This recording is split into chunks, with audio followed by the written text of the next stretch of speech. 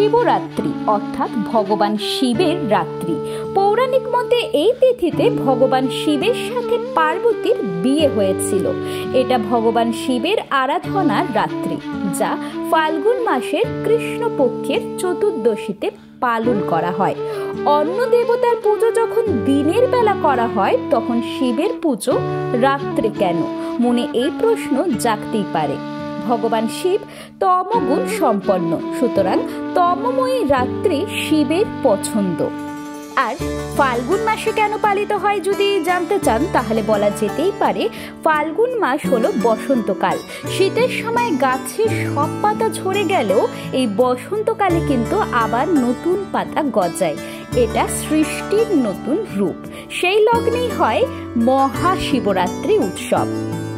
কালকুট কথা অনুযায়ী এই দিনে দেবতা এবং রাক্ষসদের সমুদ্র মন্থনের ফলে ভয়ানক কালকুট বিষ উঠে আসে। সেই বিষের জ্বালায় ছটপট করতে থাকে গোটা বিশ্ব। সৃষ্টিকে রক্ষা করতে মহাদেব সেই বিষ নিজের কণ্ঠে ধারণ করেন। বিষে তার কণ্ঠ নীল হয়ে যায়, তাই তার আরেক নাম নীলকণ্ঠ।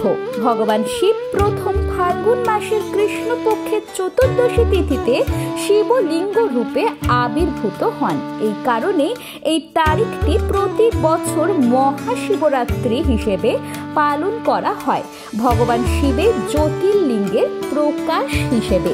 শিব পুরাণ অনুযায়ী শিবের নিরাকার রূপের প্রতীক লিঙ্গ শিবরাত্রির শুভ তিথিতে আবির্ভূত হয়েছিল এবং ব্রহ্মা ও বিষ্ণু দ্বারা প্রথম পুজো হয়েছিল। যেখানে স্কন্দ পুরাণে বলা হয়েছে যে আকাশ নিজেই লিঙ্গ, পৃথিবী তার পিঠ বা ভিত্তি এবং সবকিছুই অসীম শূন্য থেকে জন্মেছে। তার মধ্যে ছন্দের কারণে তাকে লিঙ্গ বলা হয়। হিন্দু পুরাণ তথা শিব মহাপুরাণ অনুসারে এই রাত্রেই শিব সৃষ্টি, স্থিতি এবং প্রলয়ের মহাতাণ্ডব নৃত্য করেছিলেন। আবার এই রাত্রেই শিব এবং পার্বতীর বিয়েও হয়েছিল। এই নিগুড় অর্থ হলো শিব ও শক্তি তথা পুরুষ ও আদি শক্তি বা পরা প্রকৃতির মিলন। এই মহাশিবরাত্রিতে শিব তার প্রতীক লিঙ্গ তথা শিবলিঙ্গ রূপে প্রকাশিত হয়ে জীবের পাপনাশ এবং মুক্তির পথ দেখিয়েছিলেন। এই দিনে ভক্তরা একটি দিনব্যাপী উপবাস পালন করে এবং বিশ্বজুড়ে শিব মন্দিরগুলোতে পুজো করা হয়।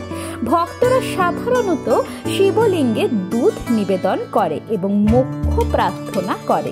ভক্তরা সাধারণত সারা রাত প্রার্থনা করে এবং ভগবান শিবের প্রশংসায় মন্ত্র উচ্চারণ করে। মহিলারাও একটি ভালো স্বামী এবং সুখী বিবাহিত জীবনের আশীর্বাদ পেতে প্রার্থনা করে। শিব পুজোর অন্যতম অঙ্গ শিবলিঙ্গকে স্নান করানোর জন্য মূলত গঙ্গা জল বা গঙ্গা জল মেশানো জল ব্যবহার করা হয়। আর শিবলিঙ্গের মাথায় দেওয়া হয় 3টি পাতাযুক্ত যৌগিক বেলপাতা।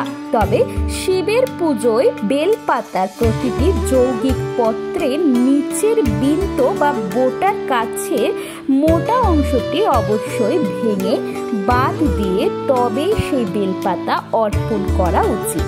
এটা বিশ্বাস করা হয় যে মহাশিবরাত্রি উপবাস ভক্তদের মনে করিয়ে দেয় যে অহংকার, অহং এবং মিথ্যা শুধুমাত্র একজনেরই পতনের দিকে নিয়ে যায়। মহাশিবরাত্রি উদযাপনের আরেকটি কারণ হলো ভগবান শিবের ঐশ্বরিক গুণাবলীকে সম্মান করা, যাকে মন্দের ধ্বংসকারী এবং রূপান্তরের আশ্রয়দাতা হিসেবে বিবেচনা করা হয়। ভক্তরা বিশ্বাস করেন যে ভক্তি এবং তপস্যা সহকারে মহাশিবরাত্রি পালন করা বাধ্যমূলক, কারণ এর ফলে সমস্ত বাধা, অসুচিতা থেকে মনকে পরিষ্কার করা এবং আধ্যাত্মিক উন্নতি লাভ করা যায়। ভারতে মহাশিবরাত্রি দেশের বিভিন্ন অংশে পালন করা হয়। তাহলে কেমন লাগলো আজকের এই ভিডিওটি ভালো লেগে থাকলে কমেন্টে হর হর মহাদেব লিখতে কিন্তু একদম ভুলবেন না। ভিডিওটি যদি আপনাদের সত্যিই ভালো লেগে থাকে তাহলে বন্ধু এবং পরিবারের মধ্যে অতি অবশ্যই শেয়ার করে দেবেন। এবং আপনি যদি আমার চ্যানেলে নতুন হয়ে থাকেন তাহলে চ্যানেলটিকে সাবস্ক্রাইব করে পাশে থাকা বেল আইকনটি প্রেস করতে একদম ভুলবেন না, এমন সব ভিডিও সবার আগে দেখার জন্য। শোনা হচ্ছে পরের ভিডিওতে।